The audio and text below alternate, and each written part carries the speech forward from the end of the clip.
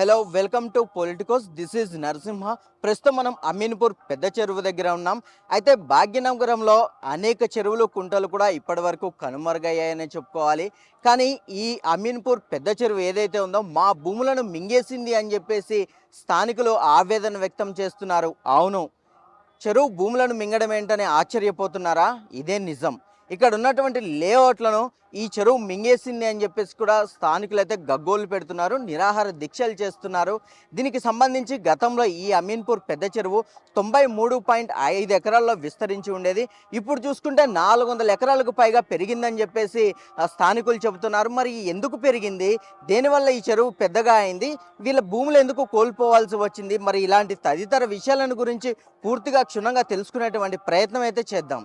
So పెద్ద చెరువు నిండడం మూలంగా వీరు భూములు కోల్పోయారు అండ్ కోల్పోతున్నారు. దీనికి సంబంధించి అసలు చెరువు ఎందుకు నిండింది, ఏ కారణం చేత నిండింది, మరి దీనికి సంబంధించి వారు ఎలాంటి భూములు కోల్పోయారు, ఎవరైతే భూములు కోల్పోయినటువంటి వారు ఉన్నారో వారిని అడిగి తెలుసుకునే ప్రయత్నం చేద్దాం. నమస్తే సార్. ఇప్పుడు ఈ పెద్ద చెరువు నిండడం వల్ల భూములు కోల్పోయారని చెప్పేసి మీరు దీక్షను చేపట్టారు. అసలు ఈ చెరువు ఇంత 93 ఎకరాలు ఉన్నటువంటి ఈ చెరువు 450 ఎకరాలకు పైగా చేరడానికి అసలు కారణం ఏంటి? ఇది యాక్చువల్గా ఈ అమీన్పూర్ పెద్ద చెరువు అనేది నిజాం ప్రభుత్వం టైం నుంచి 93 ఎకరాల చెరువు మాత్రమే. ఇది 2017 నుంచి దీని యొక్క అలుగులు మొత్తం మూసేశారు 15 సంవత్సరాల క్రితమే. అలాగే 2017 నుంచి తూములన్నీ కూడా మూసేశారు. దాని వల్ల ఇన్ఫ్లో మాత్రము industrial pollution water, house hold drainage తో నింపేస్తున్నారు చెరువుని. బయటికి మాత్రం చుక్క నీరు వదలకపోవటం వల్ల ఆ 93 ఎకరాల చెరువు వల్ల నిరంతరంగా వచ్చే మురుగునీరు వల్ల ఇది 460 ఎకరాల్లోని మా మెట్ట పట్టా భూముల్లోని ప్లాట్లన్నింటినీ కూడా ఆక్యుపై చేసింది. మొత్తం 20 లేఅవుట్లు ఉన్నాయండి. 20 లేఅవుట్లలో 5000 ప్లాట్ ఓనర్స్ ఉన్నాము. మేమంతా కూడా ప్రస్తుతం నీటిలో మునిగిపోయి ఉన్నాయి మా ప్లాట్లన్నింటినీ కూడా. వీటిని రక్షించాలని చెప్పి మేము 10 విధాలుగా ప్రయత్నం చేస్తున్నాము. దీనికి మేము ఒక నిరసన కార్యక్రమం ఈ చెరువు గట్టు పైన చేస్తున్నాము. ఒక నెల రోజుల పాటు ఈ నిరసన చేయాలని జేఏసీ కార్యవర్గం నిర్ణయించింది. ఈరోజు 5వ రోజు సందర్భంగా మున్సిపల్ కమిషనర్ గారికి వెళ్ళి మేము వినతి పత్రం ఇచ్చాము. దాంట్లో విషయం ఏంటంటే మురుగునీరుని పైప్ లైన్ల ద్వారా డైవర్ట్ చేయాలి, చెరువులోకి వదలొద్దు. చెరువులోకే మురుగునీరు వల్లి మళ్ళీ దాన్ని ట్రీట్మెంట్ చేయటము, ఇవి మనంగా తయారు చేసుకుంటున్న సమస్యలు ఇవన్నీ. దాన్ని ట్రీట్మెంట్ చేయడంతో మన లక్షల కోట్లు, వేల కోట్లు అవుతుంది దాని ఎస్టాబ్లిష్మెంట్లకి. నిరంతరంగా ప్రక్రియ అది.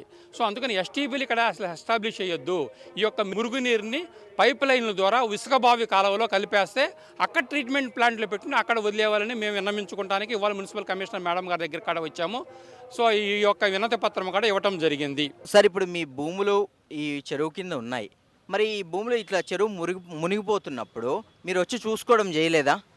సార్, ఇది యాక్చువల్గా 2017 వరకు కూడా మా భూములు, మా ప్లాట్లన్నీ కూడా మా అండర్లోనే ఉన్నాయి, మా పొజిషన్లోనే ఉన్నాయి.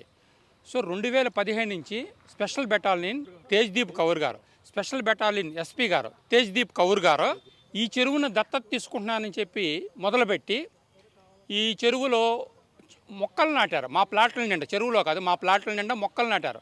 అంటే ఆ రోజు వరకు కూడా ఈ చెరువులో నీరు 93 ఎకరాల్లోనే ఉన్నదండి. ఈ తేజ్దీప్ కౌర్ గారు మేము ఈ చెరువును దత్తత తీసుకున్నామని చెప్పి మా ప్లాట్ ఓనర్స్ అందరినీ కాడా, ఎవరినీ కాడా మా ప్లాట్లోకి రాకుండా వస్తే మా మీద పోలీస్ కేసులు పెట్టి మమ్మల్ని బనాయించి మమ్మల్ని భయపెట్టి భయభ్రాంతులకు గురి చేశారు. ఇది టీఆర్ఎస్ ప్రభుత్వం హయాంలో జరిగిన విషయం. ఇది వాళ్ళు కావాలని వాంటెడ్గా మా ప్లాట్లన్నింటినీ కాడా నీళ్ళలో ముంచేసి మమ్మల్ని భయభ్రాంతులకు గురి చేసి తద్వారా ఈ ల్యాండ్ మొత్తము వేరే బిల్డర్స్కి కానీ ఎవరికైనా సరే ఇవ్వాలన్న దురుద్దేశంతోనే ఇదంతా చేశారండి. సో ఇట్టి విషయం మీద మేము పోరాడటానికి తేజ్దీప్ కౌర్ గారు మా మీద స్పెషల్ బెటాలియన్ ఫోర్సులను యూజ్ చేసి మమ్మల్ని భయభ్రాంతులకు గురి చేశారు. మా మీద పోలీసు కేసులు పెట్టారు. మా కాళ్ళు చేతులు ఇరక్కొడతాము అని లాఠీలతో మీద పడ్డారండి. అట్టి పరిస్థితుల్లో మేము కొంచెం భయపడి దూరంగా ఉన్నాము. ఆ తర్వాత కరోనా వచ్చి 2-3 సంవత్సరాల పాటు మూతపడ్డది. ఆ తర్వాత టీఆర్ఎస్ ప్రభుత్వము ఓటమి పాలయ్యి కాంగ్రెస్ ప్రభుత్వం రావటం వల్ల మాలో కొంచెం ధైర్యం వచ్చి సీఎం రేవంత్ రెడ్డి గారి వలన మాకు ప్రయోజనం జరుగుతుంది, మాకు న్యాయం జరుగుతుంది అనే ధైర్యంతో మేము ముందుకు వచ్చి ఈరోజు పోరాటం చేస్తున్నామండి. ఒకటి, ఏదైతే బీఆర్ఎస్ గవర్నమెంట్లో ఇదంతా జరుగుతున్నప్పుడు అధికారులు మీ మీద దౌర్జన్యం చేస్తున్నప్పుడు మరి మీ మున్సిపల్ శాఖ మంత్రిగా కేటీఆర్ గారు ఉన్నారు, ఆ పార్టీ అధినేతగా ముఖ్యమంత్రి చంద్రశేఖర్ రావు గారు ఉన్నారు. మీరు విన్నవించలేదా మీ సమస్యని? ఈ విషయాన్ని మంత్రి హరీష్ రావు గారికి కేటీఆర్ కాడ వినవించడం జరిగింది. కానీ వాళ్ళు నిమ్మక నీరెత్తినట్టుగా వాళ్ళ గైడెన్స్లోనే ఒక రకంగా వాళ్ళ యొక్క ఇండైరెక్ట్ ప్రోత్సాహంతోనే ఈ యొక్క తేజ్దీప్ కౌర్ గారు కానీ, ఇరిగేషన్ డిపార్ట్మెంట్ వాళ్ళు కానీ, మున్సిపాలిటీ వాళ్ళు కానీ వీళ్ళందరూ కూడా ఈ చెరువుని ఈ విధంగా సర్వనాశనం చేశారు. మా ఆస్తులన్నింటినీ కూడా చెరువులో నీటిపాలు చేశారు. దీనికి ప్రధాన బాధ్యులు టీఆర్ఎస్ ప్రభుత్వం వారే వహించాలి. ఆ సమయంలోనే ఇది జరిగింది. మాజీ మంత్రి హరీష్ రావు గారు కానీ, కేటీఆర్ గారు కానీ దీన్ని వాళ్ళ బ్యాక్ బోన్ సపోర్ట్తోనే ఇది జరిగిందని మేము తెలియజేస్తున్నాం. అంటే ఇప్పుడు చెరువుల్లో ఉద్యానవనాలు పెంచడం ఏంటని మీరు ప్రశ్నించలేదా? వాళ్ళు ఈ చెరువుని మేము పెద్ద పార్క్ కింద చేయాలి, నేషనల్ బర్డ్స్ రావాలి, దానికోసము ఇక చెట్లు నాటుతున్నాము అని తెలియజేశారు. రెండోది ఇవన్నీ కాదండి, వాళ్ళ యొక్క మెయిన్ ఇంటెన్షను మా ప్లాట్లన్నింటినీ కాడ వాళ్ళు హ్యాండ్ ఓవర్ చేసుకొని వాళ్ళకి నచ్చిన బిల్డర్స్కి ఇవ్వాలన్న ఉద్దేశంతోనే, దురుద్దేశంతోనే చెరువులో నీళ్లు నింపటం మొదలుపెట్టారు. మా ప్లాట్లలో నీళ్లు నింపటం మొదలెట్టారు. ఇది ప్రధాన ఉద్దేశం, ఇది బ్యాక్గ్రౌండ్ ఎజెండా. ఇది పైకి మాత్రము చెరువు అంటున్నారు, ఎఫ్టీఎల్ అంటున్నారు, ఇరిగేషన్ అంటున్నారు, మున్సిపాలిటీ అంటున్నారు. ఇవన్నీ కాదండి. మా ప్లాట్లన్నింటిలో నీరు నింపేసి మమ్మల్ని భయభ్రాంతులకు గురి చేసి వాళ్ళ తోసిన రేటుకి 500కా 1000 రూపాయలకి గజానికి కొనేద్దాము చూశారు. ఇక్కడ కనీసంగా గజం రేటు 50,000 ఉందండి ప్రస్తుతంలో. అట్లాంటి ప్లాట్లని 1000 రూపాయలకి 2000కి బెదిరించి మా దగ్గర కొనేవాళ్ళని ప్రయత్నం చేశారు. ఆ తర్వాత వాళ్ళకి నచ్చిన బిల్డర్స్కి, ఈవెన్ అర్బన్ రైజ్ వాళ్ళకి కూడా ఈ లేఅవుట్లన్నీ కూడా వాళ్ళకి ఇవ్వాలని కూడా ఆ రోజుల్లో నిర్ణయించారు. వాళ్ళకి ఇండైరెక్ట్గా వాళ్ళకి కూడా దీన్ని అగ్రిమెంట్ చేశారు, ఉద్యానవనం డెవలప్ చేయమని. ఇండైరెక్ట్గా ఉద్యానవనం పేరుతో చెరువు చుట్టూరు మొత్తం మా ప్లాట్ల చుట్టూరు ఫెన్సింగ్ వేసేసి ఆ తర్వాత 2, 3, 4 సంవత్సరాలు పోయిన తర్వాత అక్కడి నుంచి ఫౌండేషన్లు పుడతాయండి. బిల్డింగ్లు లెక్కటానికి ఫౌండేషన్లు తయారైపోయాయి. మా అదృష్టము కొలిది టీఆర్ఎస్ ప్రభుత్వము లేదు, కాంగ్రెస్ ప్రభుత్వం వచ్చింది. ఈ కాంగ్రెస్ ప్రభుత్వంలో సీఎం రేవంత్ రెడ్డి గారి ద్వారా మాకు న్యాయం జరుగుతుందని, ఉత్తమ్ కుమార్ రెడ్డి గారి ద్వారా మాకు న్యాయం జరుగుతుందని, మంత్రి శ్రీధర్ బాబు గారి ద్వారా మాకు న్యాయం జరుగుతుందని, దామోదర్ రాజనరసింహ గారి ద్వారా లోకల్ మినిస్టర్ వారి ద్వారా మాకు న్యాయం జరుగుతుందని మేము సర్వదా విశ్వసిస్తున్నాము. హైడ్రా కమిషనర్ రంగనాథ్ గారు మాకు మాటగాడ ఇచ్చారు. మా 5,000 మంది బాధితులకి మీకు ఎట్లానే న్యాయం చేస్తాం, మీరంతా సామాన్య కుటుంబాలు, మీ సామాన్య కుటుంబాలకు మేము న్యాయం చేయవలసిన బాధ్యత మా ప్రభుత్వానికి మాది, మేము న్యాయం చేస్తామని కాడ రంగనాథ్ సార్ మాకు మాట ఇచ్చారు. వారికి సర్వదా ధన్యవాదములు. సో ఈ పెద్ద చెరువుకు సంబంధించి దాని కింద మీ భూములు ఏవైతే ఫ్లాట్లు ఉన్నాయో అవి ఉన్నాయనడానికి ఏమైనా ప్రత్యక్షమైన ఆధారాలు ఏమైనా ఉన్నాయా? ఇప్పుడు నా పేరు సంజయ్ కుమార్ అండి. Ameenpur survey number 230 Subrahmanya colony తరఫు నుంచి మాట్లాడుతున్నాను నేను. ఇది 1981 నుంచి 84 మధ్యలో ఈ ఒక లేఅవుట్స్ వేయబడ్డాయి. ఆ టైంలో ఈ స్థలాలు మేము పర్చేస్ చేసాము. ఇది అప్పట్లో అన్ని అప్రూవ్డ్ లేఅవుట్స్ అనండి. ఇందులో కొన్ని హెచ్ఎండిఏ లేఅవుట్స్ కూడా అప్రూవ్డ్ లేఅవుట్స్ కూడా ఉన్నాయి. దానికి సాక్ష్యంగా మీరు ఈరోజు చూడొచ్చు. ఏదైతే 93.15 యాక్చువల్ మెమోరీస్ ప్రకారం ఉండాల్సిన అమీన్పూర్ పెద్ద చెరువు అన్ని అలుగు తర్వాత ఒక చుక్క కూడా బయటికి పోకుండా తూములు మూయడం వల్ల ఈరోజు 465 ఎకరాలు విస్తీర్ణ చెందడం వల్ల మా ఈ సర్వే నంబర్లో ఉన్న ప్లాట్స్ అన్నీ కూడా నీటిలో మునిగిపోయాయి. కాకపోతే మీరు ఇప్పటికి కూడా చూడొచ్చు, గత 40 ఏళ్ళ క్రితము ఎలక్ట్రిక్ పోల్స్ వేసిన పోల్స్ కూడా మీరు ఇప్పుడు చూడొచ్చు. అంటే ఒక చిన్న ఇదనమాట. ఒకవేళ ఈ చెరువు నిజంగానే 465 ఎకరాలు మొదటి నుంచే ఉండి ఉంటే అక్కడ ఎలక్ట్రిసిటీ డిపార్ట్మెంట్ వాళ్ళు అక్కడ పోల్స్ ఎలా వేయగలిగారు, ఇది మా ప్రశ్న. ఇంకోటి, మావన్నీ అప్రూవ్డ్ లేఅవుట్స్. అలాగే ఇప్పుడైతే మీరైతే సాయిబాబా టెంపుల్ చూస్తున్నారో దాని పక్కన 60 ఫీట్ల రోడ్డు ఇక్కడ నుంచి మన బాచ్పల్లి హైవే రోడ్డుకి కనెక్టెడ్ అయి ఉంటుంది. ఆ రోడ్ ముందు వెళ్తూ ఉంటే మీకు అక్కడ కోకోకోలా ఫ్యాక్టరీ, అరబిందో ఫ్యాక్టరీకి కనెక్ట్ అవుతుంది. అలా మేము మా చిన్నతనం నుండి కూడా ఈ ప్లాట్లకి ఇక్కడికి వచ్చి క్రికెట్ ఆడుకునే వాళ్ళము. మేము మియాపూర్ నుంచి కోకోకోలా రోడ్ మీదుగా ఇక్కడికి వచ్చి ఇక్కడ క్రికెట్ ఆడేవాళ్ళము. అప్పట్లో వర్షాకాలంలో కొద్దిగా నీరు ఉండేది. ఇరిగేషన్ డిపార్ట్మెంట్ వాళ్ళకు మా విన్నతి ఏంటి అంటే, ఒరిజినల్గా ఉన్న 93.15 ఎకర్ని కుదించుతూ మీరు మీ చెరువుని మీరే కాపాడుకోండి. ఇక్కడ మా విన్నపం ఏంటంటే, ఈ చెరువులో వ్యర్థ పదార్థాలతో నింపేస్తున్నారు. అలాగే ఇండస్ట్రియల్ పొల్యూటెడ్ వాటర్ కూడా ఇందులో మీరు కలిపేస్తున్నారు. ఈ వాటర్ ఎవరికి ఉపయోగం లేదు. ఎందుకంటే దిగువగా ఉన్న దిగువ మీరు వ్యవసాయం చేయడం లేదు, అలాగే ఈ నీరుని మంచినీటిగా వాడే ఒక అవకాశం కూడా లేదు. అలాంటిది ఈ చెరువుని మీరు మా ప్లాట్లోకి మొత్తము ఈ నీటితో నింపేసి మమ్మల్ని అన్యాయం చేయకండి, మా వినతి ఇదే. సో 1922 అండ్ 1972 ఏవైతే ఈ సర్వేకి సంబంధించి లెక్కలు కూడా ఉన్నాయి, అంటే గ్రామ రికార్డులలో చెరువులకు సంబంధించి లెక్కలు కూడా ఉన్నాయి, శాటిలైట్ చిత్రాలు కూడా ఉన్నాయి. సో శాటిలైట్ చిత్రాలను బట్టి అసలు ఈ చెరువుకు సంబంధించి వాటర్ ఎటు వచ్చాయి, అవుట్లెట్ల ద్వారా ఎలా వచ్చాయి, ఎటు నుంచి ఎటువైపు దిగువైపు ప్రయాణం చేసాయి వాటర్స్? మీరు గత 1947 ఇండిపెండెన్స్ వచ్చిన దగ్గర నుంచి కూడా చూసుకుంటే ఈ చెరువులో దాదాపుగా ఒక 20 ఎకరాలకు మించి నీరు ఉండేది కాదండి. అప్పట్లో వ్యవసాయ భూములు ఉండేవి. సో దానికి నీళ్లు అలుగుల ద్వారా ఇచ్చేవారు. అయితే మేము కొనుక్కున్నది 1981 నుంచి 84 మధ్యలో మేము కొనుక్కున్నామండి. 1984 నుంచి 2017 వరకు కూడా రిజిస్ట్రేషన్స్ రిజిస్ట్రేషన్స్ అవుతూ వచ్చాయి. ఇవన్నీ కూడా పంచాయతీ అప్రూవ్డ్ ఉన్నాయి, హుడా అప్రూవ్డ్ ఉన్నాయి, అలాగే హెచ్ఎండి అప్రూవ్డ్ కూడా ఉన్నాయి లేఅవుట్స్ ఇందులో. సో ఇవన్నీ కూడా ఓపెన్గా ఉండేవి అప్పట్లో, నీళ్ళల్లో మునిగి ఉండేవి కాదు. నీళ్ళల్లో మునిగినప్పుడు ఎవరు కూడా అప్రూవల్ ఇవ్వరు. ఇప్పుడు అప్రూవల్ ఇచ్చింది కూడా గ్రామ పంచాయతీ అయినా సరే గవర్నమెంట్ రిలేటెడే, అలాగే రిజిస్ట్రేషన్ శాఖ అయినా సరే గవర్నమెంట్ రిలేటెడే. మరి 1984 నుంచి 2017 వరకు రిజిస్ట్రేషన్స్ అవుతున్నాయి అని అంటే ఇవి అనాథరైజ్డ్ కావు, ఎఫ్టీఎల్ అసలు అంతకంటే కాదు. ఇదేంటంటే ఆర్టిఫిషియల్గా దీన్ని బ్యాక్ వాటర్ పెంచేసి తుమ్ములు అలుగులు మూసేసి మా ప్లాట్లన్నీ కూడా ఆ నీళ్ళల్లో మునిగేలాగా చేశారండి.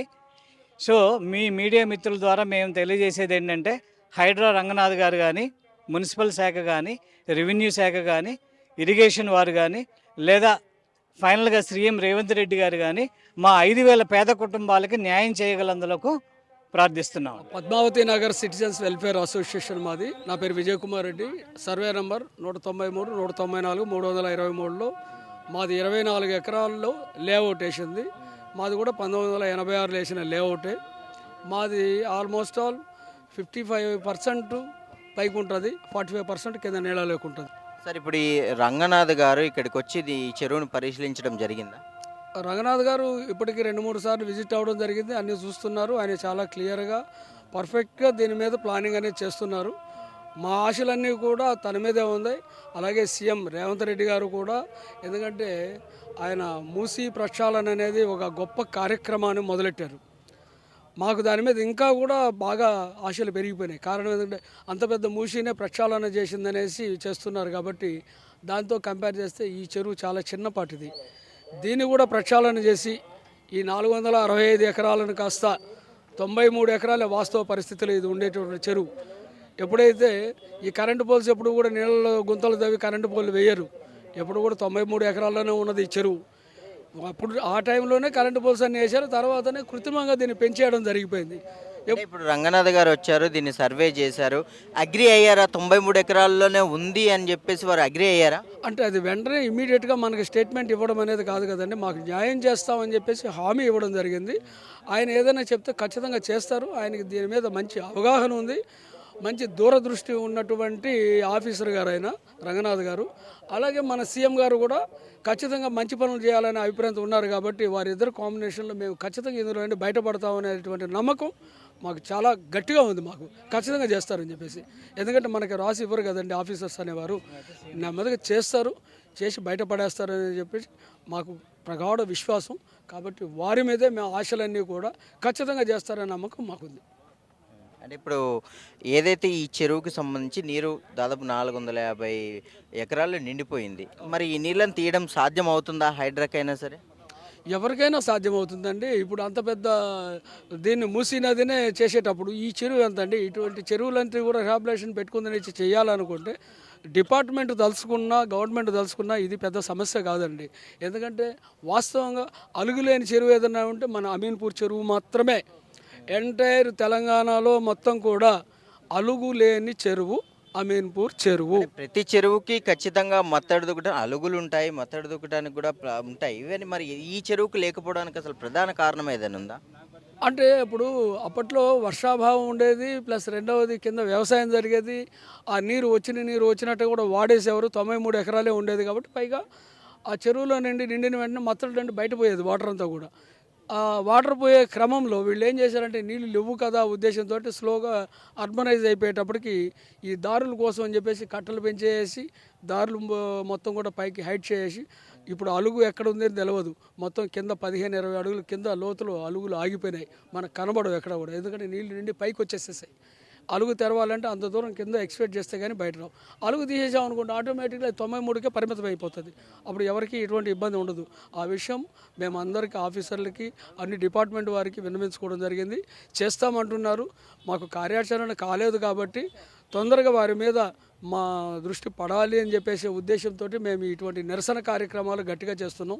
ఇలాగ 30 రోజులు కంటిన్యూగా చేస్తే కనీసం మా మీద కనికరించి మేము అది కూడా జబర్దస్తిగా ఏం చేయడం లేదండి, శాంతియుతంగా మా సమస్యని ఏడుండే బడుగు బలహీన వర్గాలకు సంబంధించిన వ్యక్తులు అందరం కూడా 60-70 సంవత్సరాల వ్యక్తులమే ఇక్కడంతా కూడా రిటైర్ అయిపోయిన వాడు అందరూ కూడా ఏదో మాకేదో రూపాయి కూడబెట్టుకుని ప్లాట్లన్నీ కూడా కొన్నాము, అది ఏదో ఉపయోగపడతాయని చెప్పేసి ఈ సమయంలో ఈ ప్లాట్లన్నీ కూడా నీళ్ళల్లో మునిగిపోయి మాకు తీరని మనోవేదన మిగిలిపోయింది.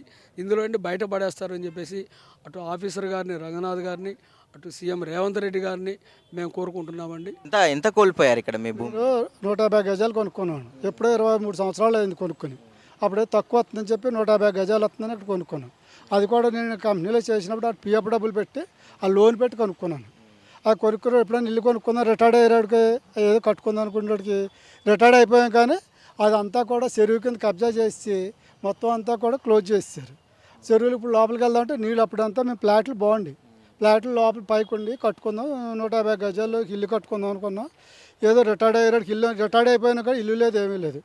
బయట రెంటలు కొంటున్నాం. 45 సంవత్సరాలు ఇక్కడ ఉండి హైదరాబాద్లో ఉండి చుట్టుపక్కల మియాపూర్లో ఉండి ఆ ఫ్లాట్లన్నీ మూసారు, నీళ్ళు వెళ్లకుండా చేశారు. ఇప్పుడు ఎంత ఉంది సార్, అంటే భూమి వాల్యూ ఇక్కడ ఎంత ఉంది? ఎకరా భూమి వాల్యూ అంటే ఉందండి 60 నుంచి ఉంది, 70,000 రకరకాల రేట్లు ఉన్నాయండి. ఎకరా ఎంత ఉంది? ఎకరా అంటే ఐడియా లేదండి. మేము ఎంత 100 గజాలు 150 గజాలు కొనుక్కునే వాళ్ళమే. ఎంత ఉంది ఇప్పుడు? ఎకరాలు లెక్క తెలియదండి మాకు. ఎంత ఉంది 100 గజాలు ఇక్కడ? 100 గజాలు అంటే మేము అప్పుడు కొన్నది ₹1,00,000 పెట్టుకున్నాం. 24 సంవత్సరాలు అయింది అనుకోని. 24 సంవత్సరాల కింద ₹1,00,000 పెట్టి పిఎఫ్ డబ్బులు పెట్టి కొనుక్కున్నాను నేను. అదేమో ఇప్పుడు ఎప్పుడైనా పెరుగుతుంది, అన్ని చోట్ల పెరిగినాయి కాదు, మాది అలాగే ఉన్నాయి, లోపలికి వెళ్ళిపోయింది. అది ఏమన్నా వస్తే చిన్నది కట్టుకుందాం అనుకున్నాం. ఇది కాకపోయినా మాకు ఎక్కడన్నా ఇచ్చినా పర్వాలేదు. సో మీ సమస్యను గుర్తించి రంగనాథ్ గారు కానీ ఇటు రేవంత్ రెడ్డి సర్కార్ కానీ ఇది ఇప్పుడు ఈ సమస్యను క్లియర్ చేయడం సాధ్యం కాని పని, దీనికి టైం పడుతుంది. ఆల్టర్నేట్గా మీకు ఎక్కడైనా భూములు ఇస్తాము అంటే దీని మీద మీ స్పందన ఏంటి? దానికైనా ఓకే అండి. మీకు ఇక్కడ కాకపోయినా ఎక్కడైనా ఇచ్చినా మాకు కావాలి, మాకు భూమి ఇచ్చినా ఇవ్వాలి. దానికి అమీన్పూర్ చుట్టుపక్కల ఎక్కడైనా పర్వాలేదు. ఈ ఏరియాలో అమీన్పూర్ ఏరియాలో మాకు ఎక్కడో చోట మేము ఎంత కోల్పోయి అంతా మాకు ఇవ్వాలి. ఎవరు అంత కోల్పోయి అంత ఇవ్వాలి. మేము 30 సంవత్సరాలు డ్యూటీలు చేసుకుని ఆ పిఎఫ్ డబ్బులు పెట్టుకుని ఇక్కడ పెట్టుకుని అవన్నీ పెట్టుకుంటే మాకు ఇంతవరకు ఇల్లు ఏమి లేకుండా చాలా ఇబ్బందులు కూడా పడుతున్నాం. అది మాకు ఎక్కడో చోట ఇచ్చినా పర్వాలేదు. ఇదన్నా తీసి మాకు దూర ప్రాంతాల్లో ఎక్కడిచ్చినా వెళ్తారా? పర్లేదు, ఇక్కడ ఈ చుట్టుపక్కల ఎక్కడిచ్చినా వెళ్తాము. మాకు పక్కలనే కోరుకుంటున్నారు. ఎక్కడైనా పర్లేదు, చుట్టుపక్కల ఎక్కడిచ్చినా మేము వెళ్తాం. మాకు కావాలి. మరి చెప్పారా? ఇప్పుడు రంగనాథ్ గారు కూడా వచ్చారని చెప్పారు, మరి వానికి చెప్పారా మీరు? చెప్పాము, అన్నీ చెప్పామండి. అన్నీ చూసుకెళ్ళారు కానీ వాళ్ళు ఇంకా ఏం చేయట్లేదు. అన్నీ చూసుకెళ్ళారు, వచ్చారు, చూసుకున్నారు. ఇంకా వాళ్ళు పోయారంటే గవర్నమెంట్ పని సీఎం గారు కానీ ఈ రంగనాథ్ గారు కానీ వీళ్ళంతా కూడా ఇచ్చేస్తే అప్పుడు మాకు ఇది చూడాలి. మాకు ఎక్కడో చోట ఇవ్వాలని కోరుకుంటున్నాం. అందరూ కూడా 100-150 గజాలు కొనుక్కునే వాళ్ళు చిన్న వాళ్ళే. ఎకరాలు కబ్జా చేసేది కాదు, ఎకరాలు తీసుకునే వాళ్ళు కాదు. ఈ పంట పొలాలు పండినప్పుడు కూడా మేము ఉన్నవాళ్ళమే. ఆ పంట పొలాల్లో ఉన్నాయి, వాళ్ళు ఫ్లాట్లు వేసుకుని చేసుకున్నా కూడా తీసుకున్న తక్కువ వస్తుందని. సో మీ భూమికి సంబంధించి పక్క ఎల్ఆర్ఎస్లు కానీ పక్క డాక్యుమెంట్స్ అన్నీ మీకు దగ్గర ఉన్నాయా? అన్నీ ఉన్నాయండి. ఎల్ఆర్ఎస్లు కట్టాం, డాక్యుమెంట్స్ ఉన్నాయి, అన్నీ ఉన్నాయి. రిజిస్ట్రేషన్లు చేసుకున్నాం, అన్నీ పక్కా ఉన్నాయి. మున్సిపల్ అప్రూవల్ ఉన్నాయి, పంచాయతీ అప్రూవల్ ఉన్నాయి, అన్నీ పక్కా ఉన్నాయి. సో ఫైనల్గా గవర్నమెంట్కి చెప్పదలుచుకుంటే ఏం చెప్తారు? గవర్నమెంట్ బాధ మాకు ఇమ్మని కోరుతున్నాం. ఎందుకంటే మేము చాలా కష్టపడి కొనుక్కున్నది. ఇక్కడ ఉన్న వాళ్ళందరూ కూడా రిటైర్డ్ అయిపోయే వాళ్ళు పెద్దోళ్ళే. 100-150 గజాలు కొనుక్కుని వస్తుంది ఏదో కట్టుకుందామని అందరూ ఆలోచనలో ఉన్నారు. అంతా పెద్దోళ్ళు ఉన్నాం, పిల్లలు ఎవరు లేరు. మేమంటే 30 సంవత్సరాల కింద కొనుక్కున్నది. అప్పుడు వచ్చిన డబ్బులతో ఏదో కొద్దిగా కట్టుకుంటే తక్కువలో కొనుక్కుంటే దూరాన్ని ఉన్నా కూడా తక్కువలో అమౌంట్ తోటి ఎక్కువ వస్తుందని ఇక్కడ కొనుక్కున్నాం. అదేమో ఇప్పుడేమో ఇలా చేశారు మాకు. అది దానివల్ల మాకు చాలా ఇబ్బందిగా ఉంది, చాలా ఇబ్బంది పడుతున్నాం అందరూ. చూశారు కదా అమీన్పూర్ పెద్ద చెరువు కింద భూములు కోల్పోతున్న వారి మాటలు. ఏదైతే ఈ పెద్ద చెరువులోకి బాచుపల్లి కానివ్వండి, ఇతర ఫార్మసీ కంపెనీలు, కోకోకోలా కంపెనీల నుంచి చుట్టుపక్కల ఉన్నటువంటి ఏవైతే ఇళ్ళు ఉన్నాయో ఆ నివాస గృహాల నుంచి మురుగునీరు చేరి ఇది కాస్త చెరువు 96 ఎకరాల నుంచి దాదాపుగా 450 ఎకరాలకు పైగా నిండిపోయిందని, దీంతోపాటు వర్షం నీరు కూడా చేరి పూర్తిగా ఇది ఒక ఓపెన్ డ్రైనేజ్గా మారిపోయింది. ఇదంతా కూడా చుట్టూ కూడా ఏదైతే కట్టలు నిర్మించడం మూలంగా చెరువు గురించి బయటికి వెళ్ళే నీరు లేదా అవుట్లెట్లు కూడా ఇన్లెట్లు కూడా పూర్తిగా మూసుకుపోవడం కారణంగా కూడా ఈ చెరువు అనేది విపరీతంగా పెరిగిపోయింది. దీని కింద మా భూములన్నీ కోల్పోయాము. మరోవైపు మా భూములు ఇక్కడ ఉన్నాయి అని గుర్తించడానికి కరెంటు స్తంభాలు ఉన్నాయి, మాకు సంబంధించి పక్కా డాక్యుమెంట్లు కూడా ఉన్నాయని చెప్పేసి ఇక్కడ వీరు చెప్తున్న పరిస్థితులు ఉన్నాయి. రంగనాథ్ గారు కూడా వచ్చి ఒకసారి చూసి కూడా మాకు హామీ ఇచ్చారు, ఖచ్చితంగా దీని మీద మీకు ఏదైతే సమస్య ఉందో దాన్ని తీరుస్తామని చెప్పారు. ఇదే కాదు, ఇక్కడ భూములు ఇక్కడనే ఇవ్వాల్సిన పనేం లేదు, మాకు మంచి భూములు ఎక్కడిచ్చినా ఈ చుట్టుపక్కల అమీన్పూర్ పెద్ద చెరువు కానివ్వండి, దీనికి చుట్టుపక్కల గ్రామాల్లో ఎక్కడిచ్చినా కానీ మేము వెళ్తాము, అంతేకాని మాకు ఇక్కడ ఈ భూములు ఇలా కోల్పోతే మాకు తీవ్ర అన్యాయం జరుగుతుంది అని చెప్పేసి కూడా వారు ఆవేదన వ్యక్తం చేస్తున్నారు. తినక ఉద్యోగాలు చేసి 20 ఏళ్ల కిందట భూములు కొనుక్కున్నాం, ఇప్పుడు చూస్తే ఈ ప్రధాన చెరువు నిండిపోవడం, మురుగునీటితో నిండిపోవడం ప్రధాన కారణంగా మా భూములు కోల్పోయాము. దయచేసి రేవంత్ రెడ్డి గారు మీరు ఈ సమస్యను గుర్తించి మా భూములు మాకు ఇవ్వండి. చెరువులను పునరుద్ధరించడం మంచి పద్ధతే, మేము దీన్ని స్వాగతిస్తున్నాము.